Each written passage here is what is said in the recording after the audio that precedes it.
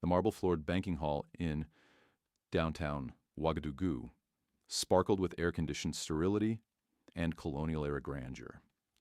In 2023, it was one of the largest financial institutions in West Africa, funded and operated by a major British banking conglomerate. Customers shuffled in and out. Suits, gold watches, and polished shoes a requirement for anyone seeking a loan.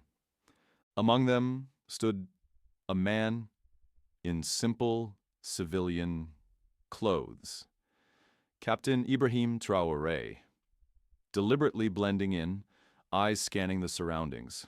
He had come not to borrow but to observe, to test the waters of a financial system long whispered to be a puppet of foreign wealth and corruption. A pompous British banking executive, immaculately dressed and dripping condescension, spotted Traoré waiting patiently near the main desk.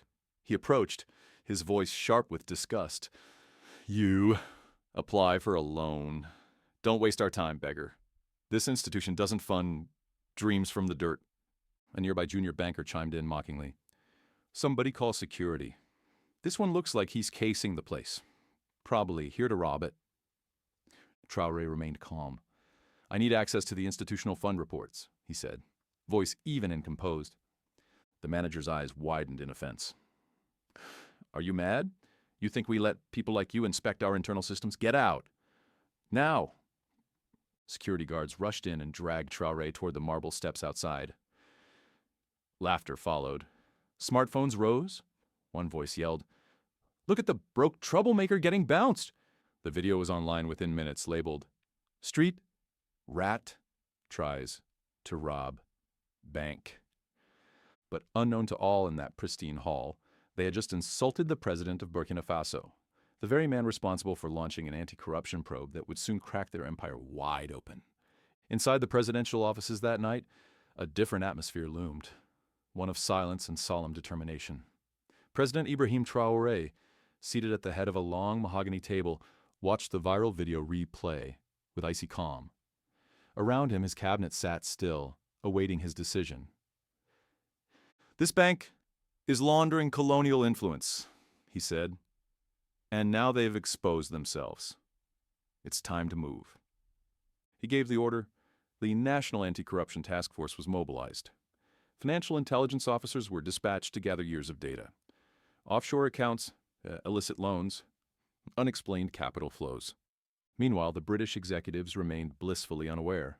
They sipped champagne in rooftop offices, mocked the peasant president, and laughed at memes made from the video. They thought the game was rigged in their favor. They had no idea the game had already changed. Within a week, quiet investigations turned into sweeping raids. Servers were seized. Whistleblowers emerged. Hidden accounts and tax havens were traced to British executives and shell companies linked to foreign influence networks. At the same time, whispers spread in the capital. "That man at the bank, wasn't he? Maybe." Rumors began swirling, but the bank still denied everything, scoffing at local media and threatening journalists with lawsuits. Then came the moment that changed it all. At a televised economic summit, Traoré stepped on stage, wearing the sash of office, and addressed the nation and the world. "Many of you saw a video this week," he began. "A man thrown out of a bank, called a thief, mocked. That man was me." The crowd gasped. Social media exploded. Hashtags surged. "And now," he said, voice unwavering, "we will reclaim what belongs to our people." The following morning, armored vehicles surrounded the bank's headquarters. The National Guard secured the premises. A court order signed at dawn authorized full seizure of all corporate assets.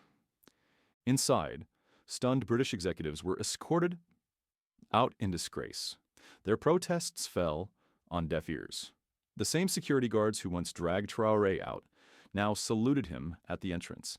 At a historic press conference later that day, Traoré stood beside the country's finance minister and declared, "This institution has been nationalized. Its resources will no longer serve foreign pockets, but fuel the future of Burkina Faso."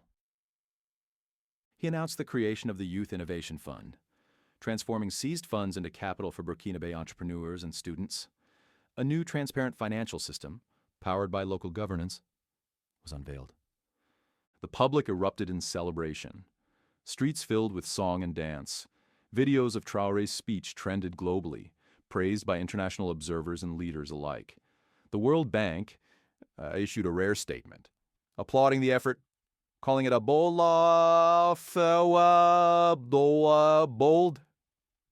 sovereign move against systemic exploitation. The disgraced British firm soon faced international lawsuits. Its shares plummeted, and its name became synonymous with failure and arrogance. In Burkina Faso, Traoré was hailed as the man who broke the chains. Murals appeared across the capital. Schoolchildren studied his speech. A new financial era had begun, and it was forged in fire, justice, and the unbreakable dignity of a man who refused to be dismissed.